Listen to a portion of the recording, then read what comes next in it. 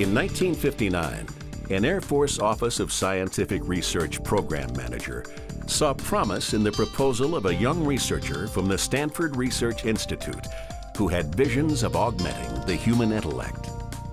That researcher was Dr. Douglas Engelbart, who not only invented the computer mouse, but changed the paradigm of how man and computer interact. While probably one of the most recognizable success stories credited to AFOSR funding, it is certainly not the only one. Every day, AFOSR, a directorate of the Air Force Research Laboratory, executes its mission to discover, shape, and champion the basic science that profoundly impacts the future Air Force.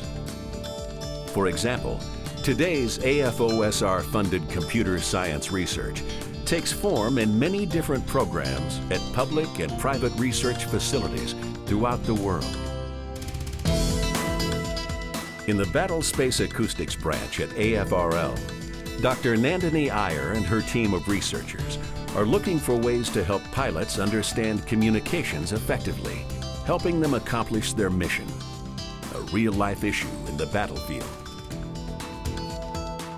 Our project, the processing of complex acoustic scenes, basically deals with the cocktail party problem. So you have this experience when people walk into the room, and initially all you hear is a cacophony of sounds.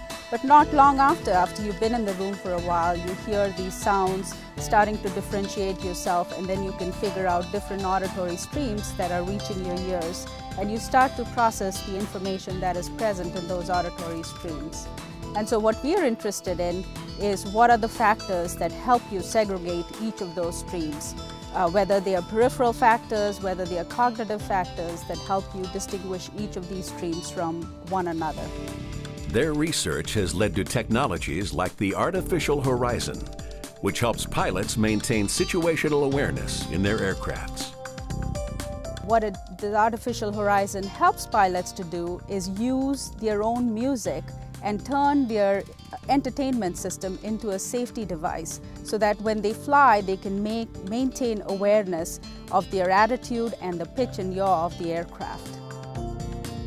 In a lab 2,000 miles away at the University of California, Santa Barbara, Professor David Oshalom's spintronics research is advancing the reality and practicality of quantum computing. So a lot of our work has been trying to manipulate another degree of freedom to build a new type of electronics technology, which is the spin of the electron in contrast to its charge. So most of today's technology is based on moving charges around circuits, both for storage and for logic, and that generates heat. It uses battery power. And part of our idea was to use the spin of a particle, which is a quantum mechanical variable, which would change the paradigm for information storage. If you can first succeed at quantum computing, and you can do it at room temperature, it will just revolutionize our ability to take in information and process it and make decisions. So from the Air Force mission, it offers three interesting options. One is to build a very low power technology. The second is to miniaturize current technologies to the atomic scale. And the third is to generate new storage technologies, to be able to store vast amount of information in very small volumes.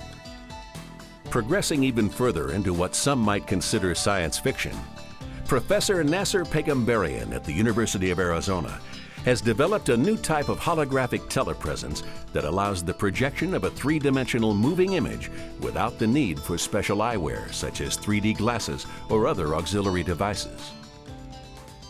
One of the major applications of this technology is in the area of command and control, which means that commanders could sit around the table and look at the scene of interest. Would it be a launch pad? Would it be a city? Would it be whatever it is?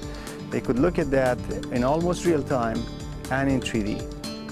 So this is like a science fiction type movies that are becoming reality. While the research topics highlighted are as varied as their potential impacts to the Air Force, these researchers all share the same goal of providing a foundation of scientific and engineering discovery and progress. They all credit AFOSR with enabling them to discover these revolutionary new ideas and foster the creativity of students and young researchers in science, technology, engineering, and mathematics fields. I don't think we could have made as much progress as we did in this past 6 years looking at the kinds of problems that we have tackled if we didn't have that continuity of funding from AFOSR. It's basically allowed us to get in new students to work on a sustained research line. It has helped us to build collaborations with the academia as well as the industry. The most important resource we have are the graduate students. And it's the future of the United States, right? These are people we're training for careers in science and engineering. The best students are attracted by the most innovative, highest risk, highest impact science projects. And one of the nice things about the Air Force is they funded some of the brightest, hardest working students we could attract. Since its creation in 1951, AFOSR has funded top researchers in computer science and continues to fund the pioneering work of revolutionary researchers around the world. To learn more about computer science breakthroughs funded by AFOSR, visit our website at www.afosr.af.mil, like us on Facebook, watch us on YouTube, or follow us on Twitter.